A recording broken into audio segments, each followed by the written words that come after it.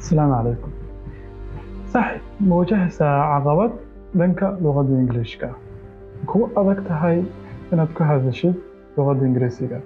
amaba marka qof kugula hadlo luqadda Ingiriiska adigoo fahmaya waxa uu qofkaasi yiri ma kugu adag tahay warcelinta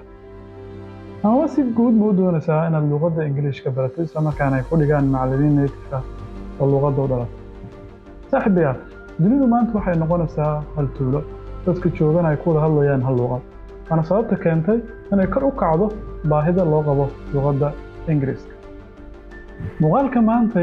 waxaan ku sharxi doonaa habka fudud ee casriga ah ee aad uga baran kartid luqadda Ingiriiska Institute-keena Yuula dhammaadka muuqaalka waxaan kugu sheegi doonaa insha Allah hab fudud oo aad ku heli kartid discount weyn ila joog ilaa dhammaadka muuqaalka ugu horreyn Yuulanis waxaad ka helaysaa dhammaan levels-kii luqadda xitaa haddii aadan ABC aqoon waxaan kuu diyaarinay levelka la yiraahdo beginner kaasoo aad ku baranaysid luqadda Ingiriiska aasaasiyaadkeeda ayna ku dhigayaan macallimiin Soomaali ah levelkaas waa ABC level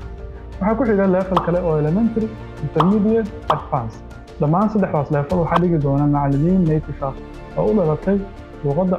saaxiibayaal caqabadda ugu badan ee ay wajahaan ardayda Soomaalida ah ee dhigata jaamacadaha ama secondary ama doonaya inay shaqeystaan oo ku hadalka luqadda ama qorista luqadda si loo xalliyo caqabadaasi waa sababta ay Yuulan u abuurtay koorskan Ingiriiska koorskan waxaa dhigaya macallimiin native ah waxaa heli doontaa xiisado live oo Zoom ku baxaya kuwaas oo fursad ugu heli doontid in aad macallinka la samaysid practice English speaking oo class-ku waa English to English waxaa ku khasban tahay markuu macallinku su'aal Ingiriis ku weydiiyo inaad Ingiriis ugu jawaabto runtii waa khasab ku hadal maadaama ma jirto si kale oo la isugu fahmo aan Ingiriiska ahayn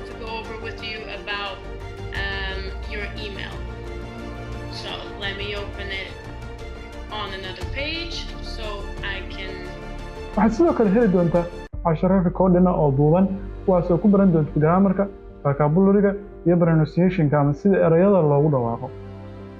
dhammaan casharadaasi recording-ka ah waa kuwa ku jira website-keena ee aan ahayn kuwa lagu soo dirayo Telegram ama WhatsApp waa kuwa loo habeeyay si casri ah oo isku xiga isla markaasna cutub kasta marka aad dhamaysid waxaad u tagi doontaa practice quiz ah si loo qiimeeyo fahankaaga level kasta wuxuu soconayaa 2 bilood bar ilaa 3 bilood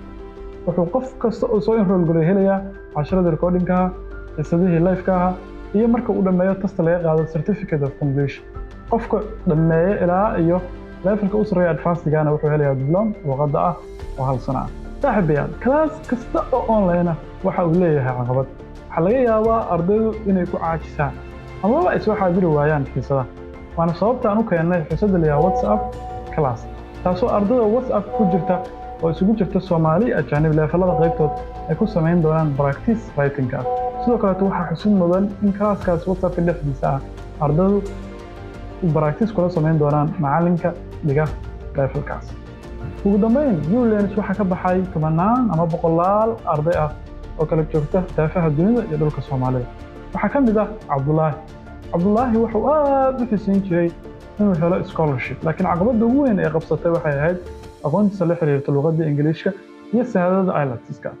waana sababta uu ugu soo biiray Yuulan kadib markuu dhigtay levelada advanced-ga sidoo kale waxa uu diyaariyay IELTS preparation certificate-kiisa IELTS preparation-ka wuxuu ugu fariistay imtixaanka Duolingo la yiraahdo waana uu ku baasay Cabdullah ugu dambeyn wuxuu ku guuleystay scholarship dalka Ireland